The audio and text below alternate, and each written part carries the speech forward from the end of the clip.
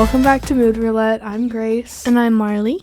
And of course, we're here to take yet another deep dive into a new album, talking about the history behind the artist, the inspiration of the album, and of course, our completely unfiltered opinions. This week we're covering Decide by Joe. Joe, or as most people know him, Joe Keery, is categorized as a psychedelic indie pop singer. I would say that's correct. Yeah. Who rose to fame in 2023, kind of, when everyone started to realize that Joe and Joe Keery were the same person. He was part of a band called Post Animal in 2015 to 2018. He released 3 projects with them. Then he decided to take a more solo route, and he released his debut solo album 2020 in 2019. Haha, irony, LOL. He wanted to keep his music career separate from his acting career, so he started wearing a wig, sunglasses, and jumpsuit on stage so he could perform, and no one really caught on to the fact that he was Joe Keery. I don't really know when people, kind of realized. I tried to look for it in a bunch of research, and it didn't really tell me. But, I found out on, a Jimmy Fallon episode. Right. It was this is his new album. Oh, also Stranger Things is coming out. And I was like, that's the same person? I think, because he said that he wore the wig because, he had, stage fright. And, he didn't think that his, singing was good enough. He had, really insecurity. So that's why he wore it and, the whole costume. And Interesting. But also he wanted to separate. Those that's what I found in most of the articles that I read yesterday about him. But anyways, in 2023, he kind of started to go more mainstream with his album Decide, and End of Beginning became one of the biggest songs on TikTok, on the radio, in the world. And ever since that, it kind of has a resurgence every year. It always tends to come back. I know it was a big TikTok trend in 2025, with the start of the new year. I hopped on that trend. If you want to go watch my video, it's on my Instagram page. I'm very proud of it, actually, because it's the first video that I ever kind of edited for Instagram. I have not done one since on my own personal account, but that was really fun. He has a pretty small discography with 4 albums. His debut album, like I said earlier, was 2020, which came out in 2019. Decide, which came out in 2022. The Crux, which is his kind of newest album, which came out in 2025, and The Crux Deluxe, which I added that as his 4th album because I like the name. I need to listen to it, because low-key it is, because it has new songs. Yeah. So I need to listen to it. It's a whole extension of the album. I haven't yet, but I need to. That also came out in 2025. I told you I was going to stumble over my words. This is really upsetting. Also recently come out and said that the money he made from shooting Stranger Things is going to be put towards his music career, which is really exciting. Because that means we're going to get put the $2 you make. Hello. That means we're going to get more music from him in the future, which is exciting. Decide, as I said a little bit ago, came out on September 16th, 2022. It has 13 tracks and a runtime of 36 minutes, 3 seconds, which I think is that's not shorter than Bikini Kill, is it? I don't think anything is shorter than Bikini Kill. It's right around there, though. The 30-minute albums, We've hit quite a few, I feel like. This album is classified as psychedelic indie. Joe took a lot of inspirations from the 80s with this album, with synths, which is every single song. It's just a synth. Lots of auto-tune, which isn't always used for negative purposes and can be really cool if you use it correctly. No, he uses it very well. He uses it so well. Unlike, BB Rexa. No hate, but hate. Right. And it said online that he uses drone chords. I'm going to need someone who studies music to tell me what that is, because I don't know. Right. Do you know what a drone chord is? Yeah. I have no idea. But that's what it said online, so I put that in there. It was created during the pandemic with Adam Thien, who has done almost every single song with him. They were in Post Animal together. They have a long, extensive history with his music career. This album is about Joe kind of making his way through his 20s as a pop culture figure. He was obviously known as Steve Harrington from Stranger Things, and really nothing else at the time. I looked it up. Free Guy came out in 2021 or something. He wasn't really known for anything else. So this album explores personal growth, relationships, and according to Google, technology's impact on life. That's how they phrased it. And I'm just like, how the band phrased it, or how how Google phrased it. I was like, so you social media, Google, like just say social media. Right. Because he does talk about it quite a bit. He said that he created this album with a lot of self-doubt, especially surrounding like his fame with Steve and only really being known for that.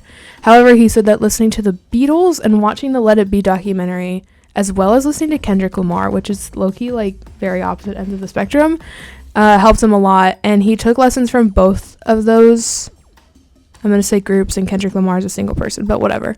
He took it as a lesson not to like edit himself when creating this album. Like to stay super authentic to who he is and what he feels. There were 5 singles for this album. The lead single, Change, was released on June 22nd, 2022. Gloom, the second single, was released on July 25th, 2022. Figure You Out was the third single, released on August 26th, 2022. And finally, a week before the album, Half-Life dropped as the 4th single on September 9th, 2022. Now you might be thinking, Grace, where's the 5th single? You said there were 5. Well, End of Beginning was not originally a single on this album, which I think is incredible because I think some of the best songs on the albums, they're never the singles, in my opinion. But since it kind of had this like huge, like groundbreaking trend on TikTok and was like being talked about online, Joe released it as a single and it debuted on the Billboard Hot 100 at number 51.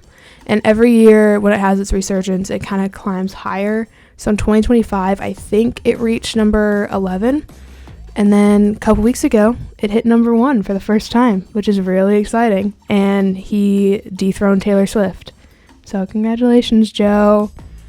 Okay, yeah, that's all I have. So let's start the track by track. What did you think of Runner? Yeah, Runner.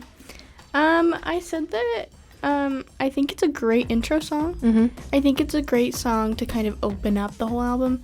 And I've said this before, but like I really like intros in like the last songs.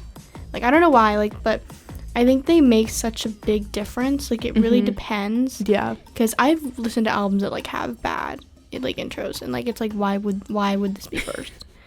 So I like this one. I love the beginning. I feel like I'm like the main character in a film who's about to like make a big decision. Yes. You know? Yes. They have to use a lot of synths like everywhere. It's everywhere. But I love it. I'm a sucker for synths. I love them. And I'm loving the drum beat as well. I don't know why.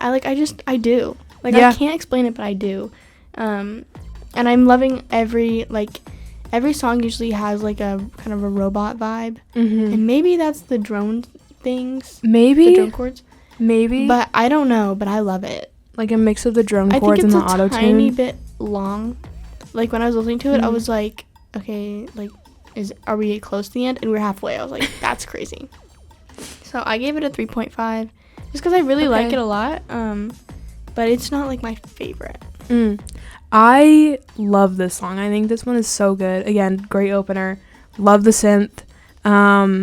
He doesn't typically write, at least on this album, in a traditional like songwriting style. He tends to kind of switch it up, which I kind of like. I don't like that it's the same lyrics throughout the entire thing, but I also think that helps it a little bit because it gives me like an intrusive thoughts vibe, or like that anxiety of like having the same thought over and over and over again. I like the slow down after the bridge. I literally do that a lot. Yeah. And then I'm trying to like figure out what I'm reading. Yeah. And the production at the very end, like I think helps it move along because it changes. So I think that even though the lyrics are very simple, they're very just the same throughout the whole thing, because the production and the music changes, it helps move it along a little bit more. But basically, the song is kind of about how people use social media to control the narrative of society, and how, like he says, love and hate decide, which is literally just people online being like, oh, this person's canceled. Oh, we love this person. Oh, like, you know, and the bridge kind of talks about how he personally doesn't really respond to the hate he receives. Like, he tends to just turn away from it and not really retaliate. Yeah. I think the song sets up the album perfectly. I think that it kind of gives you a taste to what the whole album is. I gave it a 4 out of 5. I feel like if someone put this on at like a party, I don't know, like if I was in the bathroom, I don't care what state I'm in, I'm walking out of the bathroom and I'm gonna be busting down on that dance floor. Yeah, that's how I feel with a lot of these songs. Like I'm like, we can talk about it at the end, but yeah, a lot of these songs I'm like, I would get down like in a club or a party to this. Honestly, like, I feel like this album is no skip except for maybe like one. I think, yeah, except for like a couple here and there. Like I feel like maybe one. Yeah. For me, or maybe one or two. Yeah. I would probably say, we'll see how this goes, but I would probably say the same. Gloom is one of my favorite songs. I liked it. It was funky. A lot of these songs I've discovered on their own, like 2 years ago maybe. So like when it came out, but I think like a year. Girl, this came out 4 years ago. No, I think a year when it came, like when it came out, but like a year after that. 2023. That. Yeah. Yes, I discovered them then. So I have a long history with these, but Gloom especially, I think I started listening to Gloom like in high school sometime. I don't even know. High school's blurred for me. I don't know. I think it's a very funny story, because I relate totally. I love songs that have a story, and it has a story, but it also is like, it's not. Yeah. You know what I mean? It's just stupid, and I love it. And I love the middle where he's like talking and singing. I think he does that a lot in this album, and I really like when he like talks, but also like sings at the same time. I think I'm just a fan of that in general because, I also like when the band Cake does that. If you haven't listened to them, please do. It's so good. Oh my god. I just love the overall like beat of the song, and I think all of the instruments like together, like they kind like the layering is really really good, and I think it kind of just makes the song. Yeah, I really like this one too. I like that this one and Runner are so different. Like this one is very like funky. The choruses are like hilarious. Like just, they're funny. I didn't really know how to feel about this one towards the end. I was kind of like, it was good. I don't know if I'll actually like ever really put it on again. He also sounds like he has an accent during like the bridge outro thingy-majigger, but that's just him singing, like him just doing a thing. I don't know. It sounded like he had an accent. Anyways, the song tells a story about the end of a friendship. I think it has a bigger metaphor for fame and hate from people. Trying to find like excuses to leave, to hide. The reason he has like a pseudonym is because like he wants his music and acting just to be separated. He didn't really want to emphasize the fact that Joe Keery is releasing music, because a lot of the Stranger Things cast has released music. Like Maya Hawke did, Finn Wolfhard did, like they're all great. But I think that like especially Maya, I think got a lot of hate just because she was on Stranger Things and now she was doing music. Like, I don't know. So I think that it was two very different things for him and he wanted to keep it that way. I say that because I know him so well. So I think this song is just emphasizing like that, and then he's also trying to make it seem like he's not faced by hate and comments that are thrown at him when, you know, most people are. But I feel like a lot of the Stranger Things kids, like when they go off and do music, I feel like they've only gotten hate because they're all very experimental. Like music, like Millie Bobby Brown with her "You May Say I'm a Dreamer," like that Banger. Everyone hates it. Banger. And I don't get the hate because it's great. It's fantastic. She basically wrote that song. But She did. like Joe's very experimental. Finn, his music is very indie. Yeah. You know, and Finn, I think everyone Charlie always does talks music about. too. Does he? Yeah, because he's in a band. Okay. So he does a lot of experimental stuff as well. And then Maya, the one who gets probably the most hate, which I don't get, but she like, it's very like slow and very like experimental as well. And they're all just like indie. I don't know why. Like, I just feel like they get hate because people expect them to be great. And it's like, okay, it's music. Like, yeah. like I it's mean, music that they would want to listen to.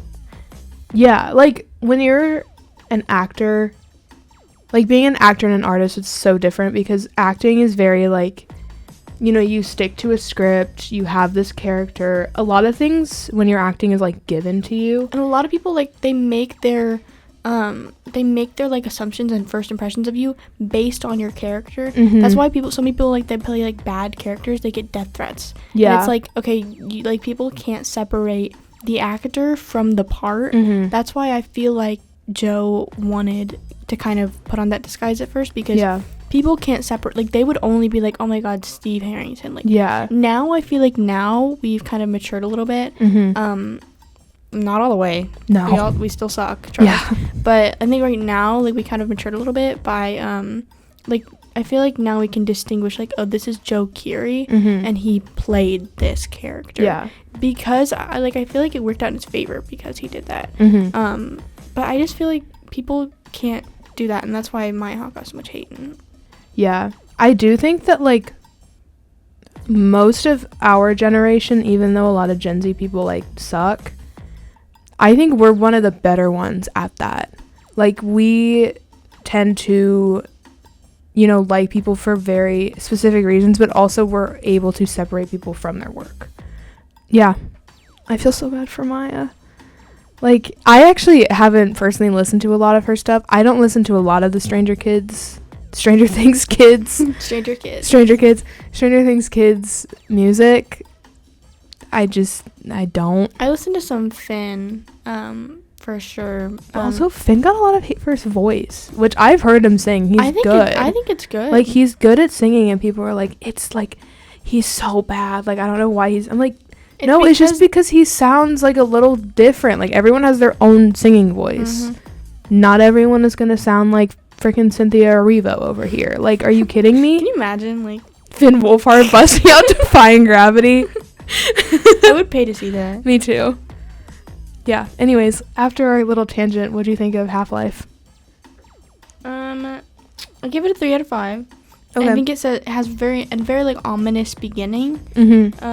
I really like it. I think it's really good. Yeah. It's slow, but it's also like upbeat at the same time. And I think it's great for like walking to class and also like dancing.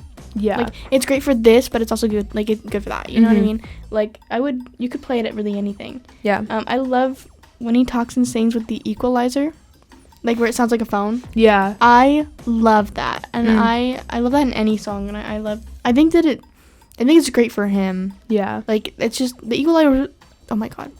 The equalizer was kind of made for him, if I may say so myself.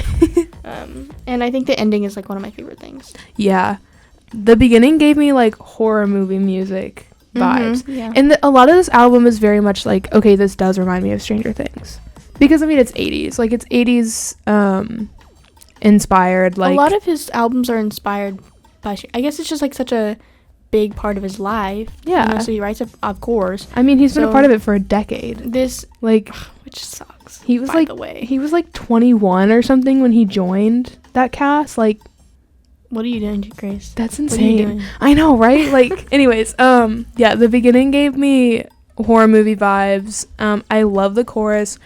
The second chorus was so much better though. Like, the song just kind of grows. The production on this one was so good. When you can do good producing on a song, like, marry me. Like, please. Like, I love it. That always gives me so much, like, serotonin. And then I think the fade out at the end is really nice. Like the slow kind of fade out. I was a little shocked to hear that this one was a single. Like, you usually, like, whenever you hear a song and you're like, oh, that was a single. Yeah. Like, you can tell. This one feels more like a deep cut. Yeah. So, like, this was, like, the last single, too, I think. I think that's what I said. It was just, like, a little, like, oh, okay. Yeah, this was the last single before, like, the whole end of beginning thing. So, yeah, this song continues along the line about how Joe feels in the limelight. In the beginning, he talks about, like, looking himself up on Google, and, like, which I personally do because I want to figure out, like, what's about me on Google. But, like, you know, if I were a celebrity, like, that would freak me out. Like, searching up my name and seeing, like, news stories and, like, theories about my life, like, that would... I would never look myself up, ever. No. Like, that would terrify me. And then the outro of the song is more of the fans' point of view of him saying, like, we love you, we adore you, like, and Joe is very beloved as both an actor and a musician. And I think that, like, I mean, I wrote in here, when he fell from the radio tower, I forgot how to breathe. Like, Yeah. I love him. Yeah, I me too. love Joe Keery. I love Steve Harrington. I love Joe. Like, I forgot how to breathe when he almost fell from that radio tower in season 5. Though I knew he was gonna survive. We all Yeah. knew it. So it's like, Because people would riot and the Duffer Brothers would get death threats. but they already are. Yeah. Because they used ChatGPT to write their script. Yeah. Yeah, they messed up. But he also talks about the feeling of, like, not actually feeling that love or being anxious about that love that he's getting from the fans and being like, do these people actually like me? Or are they just, like, keeping me around? You know? Which, like, I'm sorry, Joe, that you've been feeling like that. Like, please don't. And then the line, God, you're a fool, is subtle foreshadowing for the next song. But I gave this one a 3.5 out of 5. I really liked it. Yeah. I like Fool. I think it's, dare I say, filler. It's just short. Yeah, it's also just, I think it's good, but I don't have much to say. Yeah, same. I like when he's whispering in it. It makes me feel a certain way. Okay, Marley. It's very silly, which I like, and I like the part where he's like I like the chorus Yeah. a lot. Like, I don't know, I just like it. Like, it feels very, like, rom-com-y. Okay. Okay, wait. I did not get that from this one. I got like more rom-com vibes. I got more of that, but maybe Okay. I'm wrong. Or like it would be used in one. Okay. I also said I love the chorus. The melody is very simple, but I like that. Like, it's one of those melodies where, like, if I were 12 and I thought up a song, this would be the melody. Like, it's just a simple melody. Really, I mean, I love the way he uses autotune in this whole album. Like, I think it's so cool. This one's really short, runtime of 1 minute 54 seconds. This song plays the idea of only being around as a means of entertainment. So, like, a lot of people put celebrities on pedestals. They don't see them as real people. They're like, you're here to make me happy. Do your thing. Like, that's kind of what this, which, like, fool was often used as a term for, like, jester, like, in the olden times, like, in monarchy and whatever. So that's kind of where he got that. But I gave it a 3 out of 5. I liked it. I also gave it a 3 out of 5. So. On and on. I think it might be one of my favorite songs in this album. I love this song. And it's actually, like, kind of a deep cut because, like, I don't know, like, I've never heard of it. I've never heard of it either. I don't, like, when I was doing my track by track, I was like, damn, what is this? And I think if you look at my earbuds history, I've listened to it at least once a day. Interesting. I've listened to this whole album through at least once a day. Yeah. I think it's probably my new favorite album, which I loved it, and, like, it was my favorite album, but now it's, like, it's up there for sure. Like, it's up, like, top 5, you know, and that's saying something because basically it's all Beastie Boys albums. So, I love the beginning. Yeah. I think the drums really make the song, and I think his vocals are great. Like, they really shine through in this song. Yeah. It feels kind of, you know, like how I said in Runner where it felt like it was kind of like a main character making a big decision. I feel like that also applies here. I think when I was listening to this, I was like, wait, I could cut this, put it in a movie, and it would work. Little Miss Film Like, I could put it in, like, a Marvel movie, and it would work 100%. Yeah. Or, like, I don't know. Yeah. I give it a 5. This song gives me Harry Styles vibes. Like, it kind of reminds me of the way that he writes, where he just kind of, like, says things. That's the best way I can put it. Like, it's very literal. Harry's writing is very literal, has a lot of underlying meanings. Joe's writing is also very literal, but has a lot of underlying meanings. I love the synth in the bridge. I like that the whole bridge, like, grows throughout, and then this, like, interlude happens, and then there's, like, a pullback. Joe knows how to keep your attention in a song, which I like. Because I think when it comes to new music, I can very much kind of zone out and like tend to not really listen to it, but I think that he makes his songs in a way that like keeps you being like, okay, like what's next? Maybe that's why I like it so much, because like my ADHD just like loves it. Yeah, but this song is about social media. I think it's pretty on the nose about that. It's just talking about how much content is out there, how much is being posted all the time, trying to figure out what's real, what's fake, which I know we talk a lot about in our classes at school, which, like, I'm sorry that I'm bringing this up again, but, and Joe doesn't really have, like, he doesn't have a social media presence, really. Does he have an Instagram account? I think he does, but he's, like, not... He doesn't, like, post. I don't know that he doesn't, like, post a lot. Okay. He doesn't post as much as I want him to. But that's fair. Because I like it when celebrities don't have much of a presence, or like their whole PR like runs everything. Mm-hmm. It's kind of sad that like because like whenever they post stuff, I like to think that like, oh, they did that, like that was their decision. Mm-hmm. But I also have a lot of respect, because like imagine not being on the radar at all. Like you have no social media, you get to play in your band, you get to act, you get to do whatever. Like that's peak life. Yeah. And I mean, I kind of feel similar. Like I follow a lot of artists, especially a lot of the BTS boys who post constantly.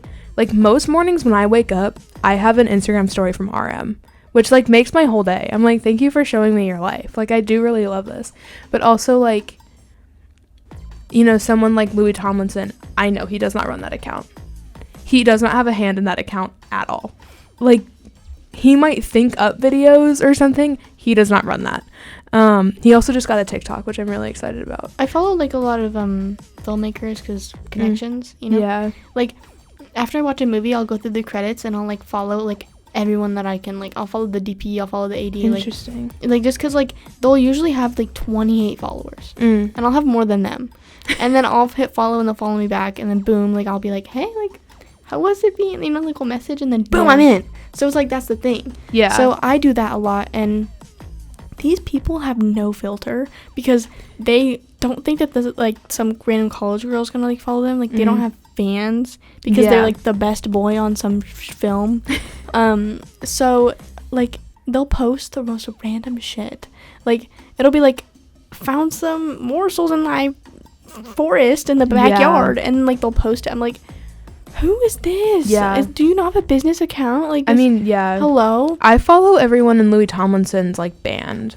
Like I would love for you to compare Fernando Mendoza's Instagram to Fernando does not run that account. Someone else that I follow. Fernando only runs his LinkedIn. That's it. He does not run that account. I want to run that account. Anyways, yeah, this song just talks about social media, how it's an addictive thing, how there's a lot of content. Like, I see something new every day on my Instagram, and I'm constantly on Instagram. And it's not an issue. No, like, me I'm too. not, like... Me too. I go to my Instagram a lot for, like, what's happening, especially in my field. I don't know why, but, like, maybe I'm just addicted, but I, like, have the urge to, like, just find out what's going on, because I like to be in the know. Yeah, me too. But also, like, sometimes I will catch myself. I'll just open it, I'll look at the first post, and then I'll, like, close it out. Like, I don't know what's, like... I do that, too. I think I'm just low-key addicted, like... I just, like, I know that there's so much content flowing in, and I follow a lot of people who post a lot of stuff, and so I have to constantly be, like, for some people, I do have the notifications turned on to when they post. Like, because I want to know. Like, that's literally it. Anyways, on and on, I gave a 4 out of 5. Yeah, give my rating. It's 5 for me, bro. In the beginning, I have a toxic relationship with. I think I can recognize it's a great song. But something to know about me is I'm very performative. Yep. And I'm very I'm so indie. Like I like the deep cuts, you know, like I can't like anything mainstream I can't tell people I do because then like my cover has been blown. You're not cool anymore when you like things that are cool. So I really like In the Beginning, but you'll never hear me say that ever again. Because it's so TikTokified that I can't actually like anything that's like TikTokified. I don't think I've ever liked anything like that even I can like acknowledge it's a great song. Yeah. And I can acknowledge that like, oh, I know why it went viral. But I can't listen to it again after that. Like, it's like Beasties Week when like your parents played it with like when you were kids and then you can't listen to it. It's like that. It's like when it was TikTokified, like you just can't. But I mean, I don't know. I think it was good. I think it's really chill.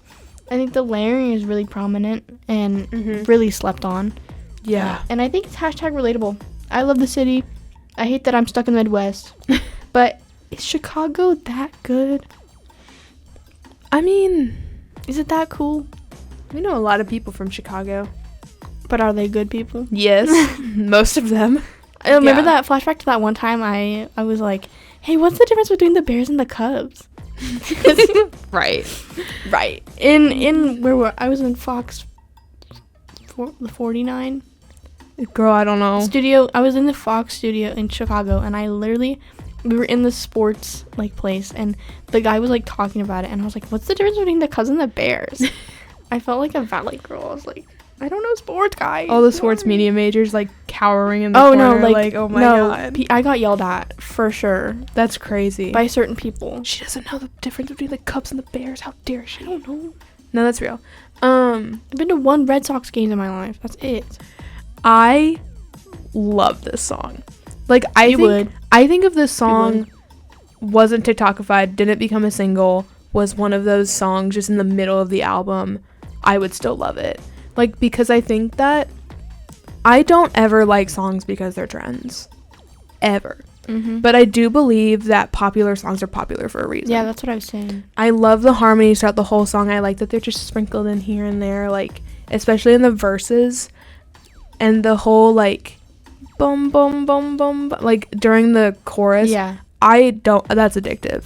It's an addictive, like, instrumental whatever synthesizer thing. I love it. Maybe I just also have like trauma from the song because I'll play Joe like in the car, like I'll steal the aux in the car with my parents and I'll like play Joe and they're like, who is this Beck? Like, who is that? So I'm like, it's Joe, and they're like, oh, who's that?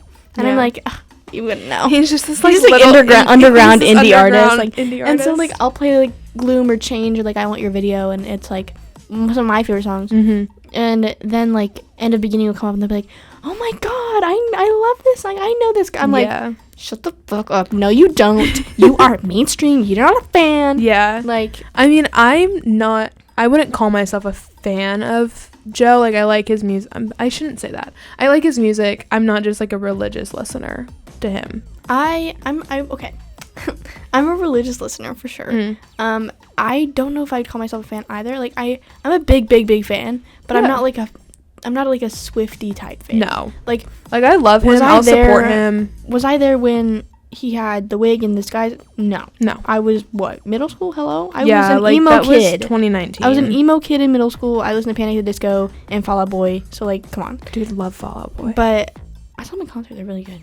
But I like they're like one of my guilty pleasures. Like, I love Fall Out Boy. Weezer and Green Day. That's so cool. But anyways, I digress. But like, I don't know. I just like I'm not like the biggest fan. And if like someone was like, "Hey, what does this mean?" I'll be like, "I don't know." Yeah. But I really love his music, and if I got a chance to go to a concert, I would 100% go. Oh yeah. And if I had any merch, I would totally wear it, and I could name you 3 songs. Yeah. So I'm good. And they're not the most popular ones. Yes.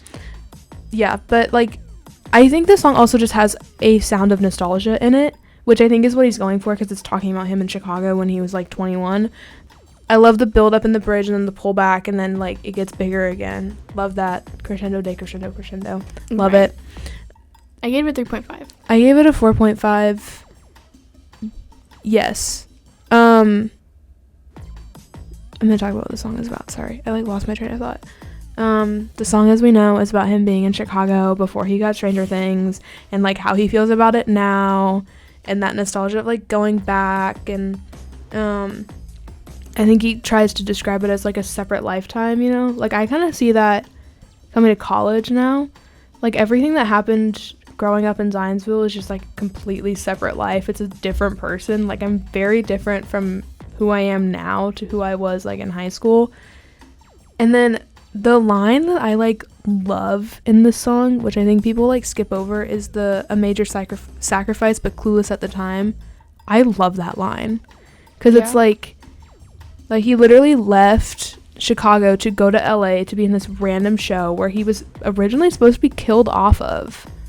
Like, hoping that this would be his big break. And, like, he didn't know he was going to become famous. Which I think looking back is, like, so weird. Mm-hmm. Like, I don't know. But which is, I think, has, like, a lot to say about us as, like, a generation, really. Because, like, tell me why you look at Steve Harrington and you're like, yeah, I love him. Like, you know, he was a dick in season 1. Yeah, right? he was horrible. He sucked. He was awful. He was awful. But I feel like the reason we liked him so much is because he was also relatable. Because a lot of, like, characters that you see, like, a lot of filmmakers, like, and screenwriters, a lot of, like, the mistakes they make when making a character is they don't make them relatable. Yeah. And they make them, like, have, like, no, like, problems. Or too many. Yeah, they make him, like, perfect characters. Yeah, so, like I think that because he was an awful human being, and I think when he, like, started killing some of the Demogorgons, like, I feel like we saw his, like, his kind of arc and that he had potential, and that, like, I don't know. Yeah. I don't know why. Wasn't he supposed to get killed off in season 1? Yeah, he was supposed to be killed off that night at, like, with the Demogorgons and Nancy and Jonathan. So, like, I don't know how film works. Hashtag film major over here. But isn't it supposed to be, like, the script is made and then, like, you shoot or maybe it was supposed to be season 2. And you shoot it and then, like, but they said that the audience loved it. But, like, also they said that the Duffers loved them. So maybe the Duffers, like, rewrote it. Gave him a chance, hoping that the audience would love him. And then if they didn't, like, kill him off in season 2, but, like... That's probably what... Yeah, that's probably what happened. Because season 2 was, like, a fever dream. Season 2 was interesting. Yeah. I do love... We're on this subject, so I'm going to talk about it. When they're in that house at the very last episode of season 1, and Nancy, like, pulls the gun on him, and he's like, whoa, whoa, whoa, what? Like... It's so relatable. Literally, like, exactly that line is like my Roman Empire. I think about that all the time. No, it's because imagine, like, your girlfriend pulls out a gun and you don't, like, this is Nancy Wheeler we're talking about. Like, we know Nancy, like, she's this, like, academic, perfect little daughter. Academic women, Christina Yang-ish. She, like pulls a gun. Hello? Like, hangs out with Jonathan for, like, a millisecond and boom, has a gun. Has a gun. Like, you know, in, like, season 4 when Eddie was like, Nancy Wheeler, you have guns, plural, in your bedroom. Like, yeah, like, that's how, you know, like. Dude, I love this show. God, it should have ended at season 4. Anyways. I agree. I Want Your Video is one of my favorites.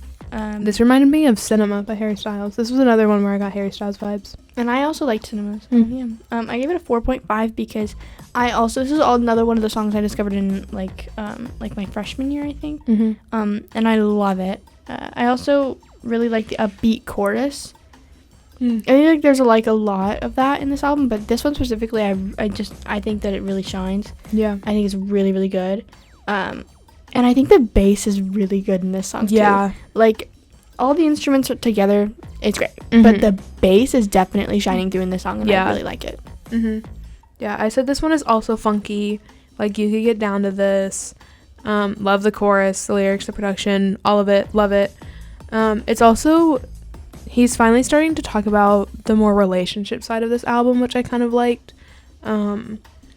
But yeah, Genius had nothing about this song, so I kind of took my own creative liberty and was like, this is what it's about. But I gathered that, like, he had, like, met this girl who's kind of, like, you know, the life of the party, like, you know, she has all her friends, whatever. And he was just, like, mesmerized by her. He was like, wow, like, this woman, like, wow. That's what I got from it. I gave it a 3.5. Maybe this is, like, when he met Micah. Maybe.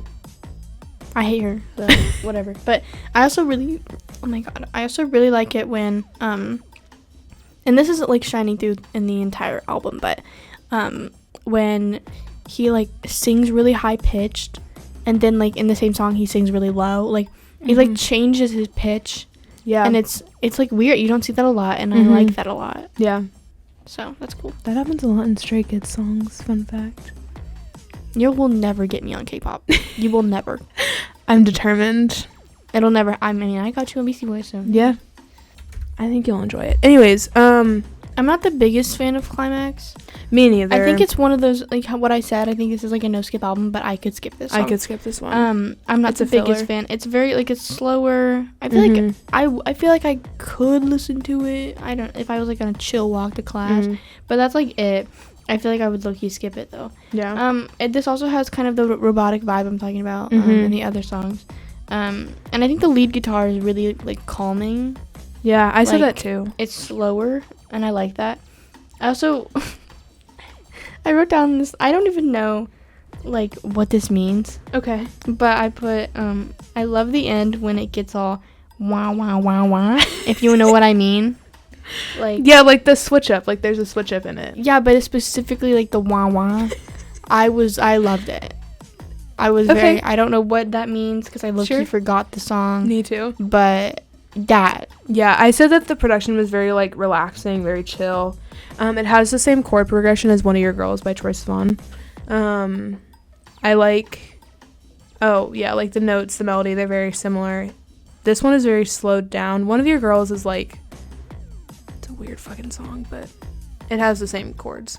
It's very weird talking to you about anything with any notes ever, because, like, anything sound-wise, because you say you don't have, like, perfect pitch, but you do. No, I don't. No, you have it a little bit, for sure. I can just tell when things sound similar. And the thing is, that's relative pitch, fun fact. I don't. Like, so you have like a superpower. But it's like one of we your were girls. talking about the fucking fire alarm. I was like, dude, there's like another chord, and you're like, no, it's actually a C and a C sharp. Like, well, I got that from Charlie Puth. Like, hello. I used to watch Charlie Puth's TikTok videos during quarantine when he would do his little, like, music professor thing. Right. So I learned a lot from him. But it's like, it's just, I don't know, like, you make a lot of connections with, like, oh, this is the same this, so this is I'm like, how? Yeah, I did not get that at Marley, all. I've studied music for a very long time, unfortunately. Like, I've listened to so much music. Like, I love music a lot. Like, I love it, dare I say, more than film. But I feel like the way that I listen to music is I'm like, oh, this is fun. But I think, I don't know, maybe the reason that I listen to music the way I do is because of show choir. Because in show choir, we would have to break down everything. Like, I was in the car the other day with Blake and Simone, and, like, Blake put on this song, and I was like, oh, like, I forget what song it was. I can definitely ask him about it. But the person who was singing, she was singing, like, at the front of her mouth. And I was telling him that. I was like, she's singing at the front of her mouth, which I feel like is really uncomfortable for a pop singer because they don't normally do that. They normally sing, like, in the middle of their throat. He's like, how do you tell that? I was like, because I did it for years. Like, I used to have to listen to myself sing and talk about the exact placement of my voice and, like, everyone's voices. And, like, I had to, like, you have to find similarities in songs. And, like, I don't know. I think that it's just, like, it's because of show choir, because I had to analyze it so heavily. I like the way I listen to music, though, because I find it interesting. No, yeah, it is. Anyways, with Climax, he wrote it. Okay, so the line that talks about how his arms are acolyte, he thought that meant rock. It does not. What? It actually means someone assisting someone else in a religious context. And he thought it meant rock. So just pretend that it means rock, and it makes a bunch of sense. So, like, he thinks his hands are rocks? Yeah, because he talks about how my arms were made of acolyte, my legs were made of carbonite. Like, that's the lyric. Okay. So we thought that acolyte was a rock. So he wasn't gonna, like, look it up before he... No. Right, okay. So, children, please proofread your stuff before you submit it to be an actual work that is going to be seen by other people. But, like, if you just pretend it means rock, it makes sense. Okay. So just, like, pretend that acolyte is a rock. But I think the song is meant to represent Joe kind of finding an old part of himself and, like, reconnecting with that. Because, I mean, when you skyrocket to fame, you kind of, like, he talks about it so much, like, he was only seen as Steve Harrington. Like, that's all he was for a while. So I think that, like, this was kind of him reconnecting with, like, an older part of himself. Maybe it's the musician side of him. I don't know. I gave it a 3 out of 5. Yeah, I gave it a 2.5, so. Okay. So Change is one of my favorite songs as well. Honestly, dare I say one of the best on the album. I totally understand why it was released as a single because it's great. It's great, and it's the lead single, so like it's so good. It's also like I think the 3 songs that I mainly listened to in like freshman year, like in kind of when it came out a little bit, was Change, Gloom, and I Want Your Video, and so those have like a certain kind of like nostalgia to me. So maybe that's why I like them so much. But I think the guitar, like playing the chorus in the background, like it's playing what he was saying in the background, like it's genius. It's literally, you don't see that a lot. And it's genius, and I love it. I think his vocals are really, really good in this song. It's very upbeat, but then like slower. I'm sensing a pattern with that. So I really like that. I think it's like it's just like really good to like dance at the club, and it's like so main character. A lot of these songs give me the vibe of like, you know, those scenes in movies where the main character's at the club, there's this upbeat song playing, but the main character is like drunk, so like life kind of slows down. That's what this whole album gives me. It's just that like drunk feeling at a club. I think that also like the drum beat makes me physically excited. Like it makes my heart like skip a beat. Like I have so much fun listening to this song. I love that. I think the beat flipping at the end kind of reminds me of Paul Revere, and I feel like I could mix and like change it into like a badass transition, which low-key I tried last night. I'm not gonna tell you I didn't, because I literally pulled out my turntable, which has been collecting dust, because I don't have Pro. LOL. No. If anyone wants to pay for that, let me know. We can monetize our podcast. Please. Get like $2. Yeah. But I pulled it out, and like the ending, it kind of has that beat flipping as like definitely how like in the reverse, kind of how Paul Revere does, and I love that. And it like if I didn't know what Paul Revere was and I just played it, like, and I just made that transition, it's flawless. It's amazing. Yeah. So I think he did the same thing that they did. Yeah. I said I really like the bassy synth. I don't know if it's actually a bass or if it's like a synthesizer bass, but I really, really liked it. I like the pullback of like the more kind of angelic sound that it had. This is definitely the lead single. Like, are you kidding me? This one is so good. And I think his vocals in this one are like one of the best on the album. Like, I think his vocals really shine. But this one kind of talks about how Joe doesn't feel like he's giving his all in a relationship. He like sees how he needs to be a better partner, a better person for whoever he's with. There's like this idealized version that he can like see, but he realizes that he's not really meeting that, so like he has to change. Could be a metaphor for fame as well.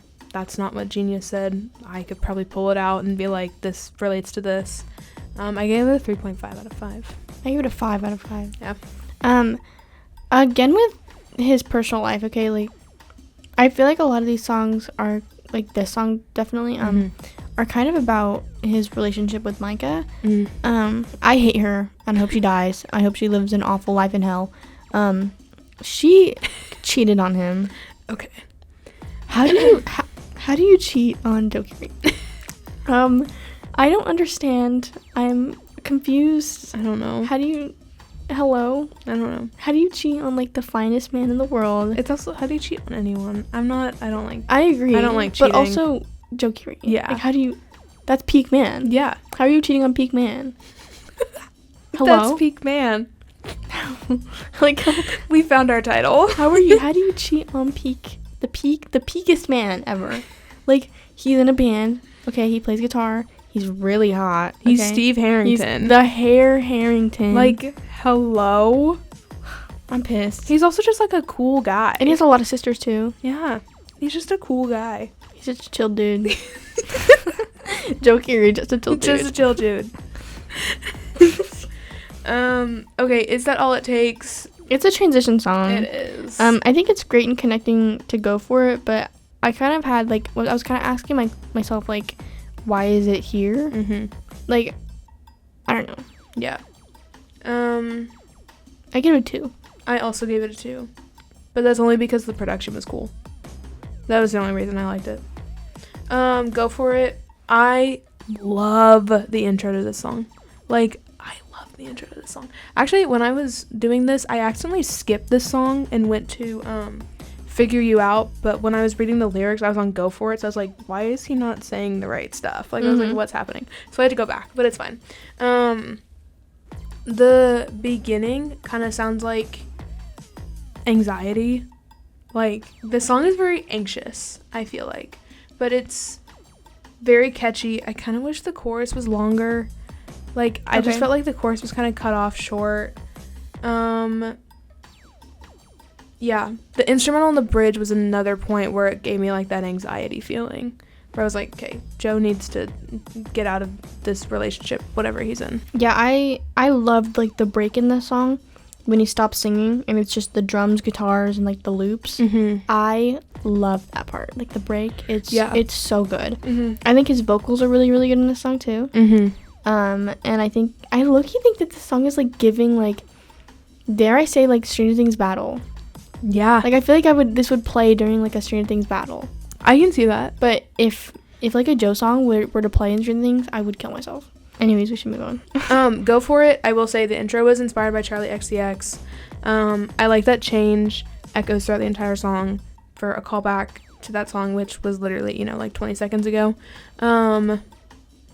Yeah, this is another one that just follows the relationship, and like he's kind of saying like this relationship is kind of falling apart. A lot of things are wrong. There's no more communication, no more trust. You should break up with this person, but that's easier said than done.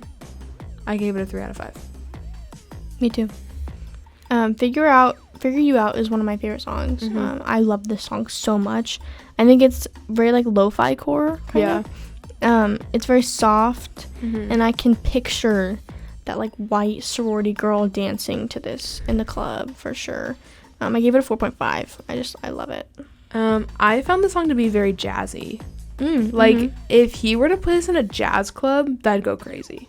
Like, get a piano, get a bass, like, it would be so good. I also think that this is another one that really shows off his vocals, which I like. Love the bridge. The outro is really cool. And I feel like this song gives a visual as to what his brain looks like. Like, I don't know why I said that, but that's what I thought. And it's about imposter syndrome. Right. So, 3.5 out of 5. This last song, Slither, I rated it 2.5 out of 5. Okay. I really like the lower voice, and I think it feels really, like, chaotic. And I like the chorus and the layering. But I don't think there's just, like, a lot to say about this song. It was kind of a bummer of a last song. Yeah, I feel like I usually love outros, and I think that me too. The outro was kind of one of the most important songs. And I feel like it was kind of disappointing. Yeah. It's just kind of eh. Yeah, it was good. If someone put it on, I wouldn't be mad. But, like, listening to the album cover to cover is, like, this song is a little bit of a disappointment. This is another one about his newfound success and how he dealt with it. He wanted to grow as an artist, but struggled to, like, keep that perfect image and to, like, keep fans pleased, which I think is something that every single artist goes through. I gave it a 3.5 out of 5. I'd probably lower it, but alright. Overall, I gave this album a 9.5 out of 10. I gave it a 5 out of 10. That's insane. That's insane. This is probably top 3 favorite albums. That's crazy. In the world right now. And so I gave it almost the highest rating I could, 9.5. Because this album, not because of the nostalgia for me, but because I genuinely believe that this album is one of the greatest albums that I've ever listened to. Interesting. And fun fact, I don't have it on vinyl yet, so if anyone wants to buy it for me, let me know. Yeah, I kind of left this album kind of like meh. We also have like different tastes. So. I will say it was very good. It was a very good album. I think that, like, if we were driving in the car and someone put it on, like, I'd be like, put it on, like, it's good. But I would never go out of my way to listen to it that often. A lot of it actually really reminded me of Harry Styles. Like, very much so. And he's compared to him quite a bit, I feel like. I only get like older people comparing him to Beck. Mm. And I feel like Harry Styles is like our Beck. Like older people compare him to Beck, and then we compare him to Harry Styles because we know. Because it's just like Harry writes in a very literal way that has underlying meanings. Joe writes in a very literal way that has underlying meanings. They use the same kind of synthy, like pop sounds. They pull a lot from the 80s and the 70s. Like they both do that. I really like that this album brought back a lot of those 80s vibes. I went through a huge 80s phase, like sophomore year of high school. I'm still in it. My birthday party was 80s themed. I have 11's like romper that has all the shapes on it literally at my house right now. So did you go through a Stranger Things 80s or no? Just I went 80s? Through 80s, but I dressed up as 11 because my best friend at the time was dressing up as Robin from Scoops Ahoy, like her Scoops Ahoy outfit. So I was gonna be 11. But it was like an 80s phase. Like, I was watching 80s movies. I was like, it was the whole 9 yards. I listened to 80s. I literally bought cassettes the other day. Like, I make them. Yeah. It's hard for us. What are your top 3? My number 1 is On and On. Okay. My second one is Change. Okay. And my number 3 is I Want Your Video. Okay. Those are my top 3. My number 1 is End of Beginning. Of course. My number 2 is On, and my number 3 is Runner. Okay. So. Yeah. There we go. I love we both kind of agree that On and On is great. Yeah. Would I add it to my playlist? Probably not. Right. But I'd listen to it. Probably not. Probably not. Doc, is she gonna make it? Probably not.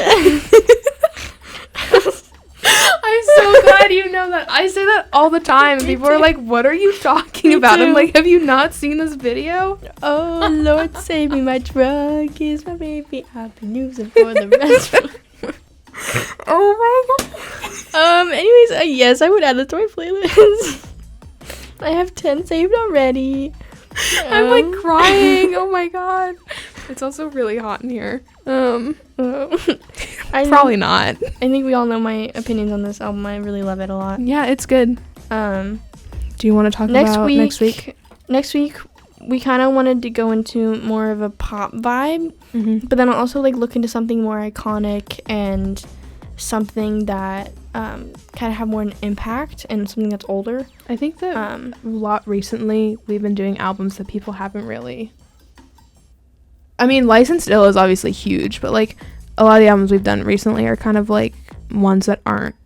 It's because I picked them. As popular. Yeah, it's because it's Marley's choice. Yeah, but we're doing Bad by Michael Jackson.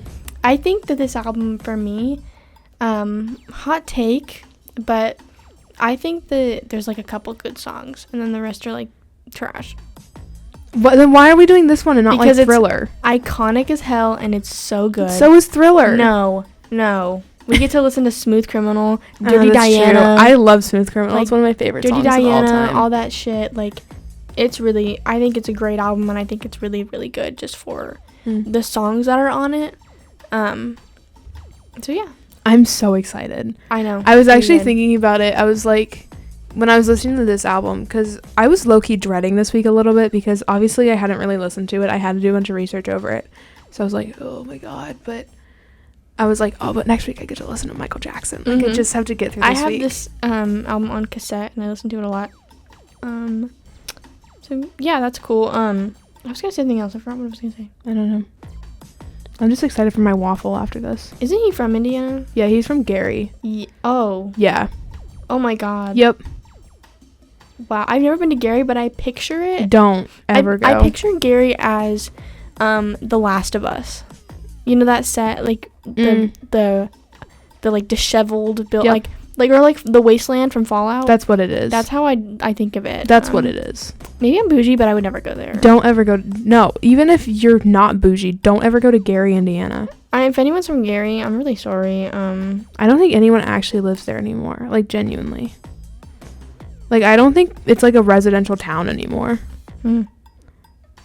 Maybe we should go there on spring break too. I say no. No, thank you. Unless we have SWAT with us, no, thank you. Please, no. Okay. But yeah, Bad Michael Jackson. So next exciting. Week. Very excited. Woohoo. We'll have to dress up like Michael Jackson when we come in. Oh, I'll do my 80s hair again. Right. Just a crimping is easier for you. I mean, kind of, yeah. Yeah, tease that shit. My Back hair, comb. I just Hairspray. have to push it to one side, and it's huge. So. Right. I hope- Okay. Well. Yeah. Bad Michael Jackson. Tune in next week. So excited. Woohoo!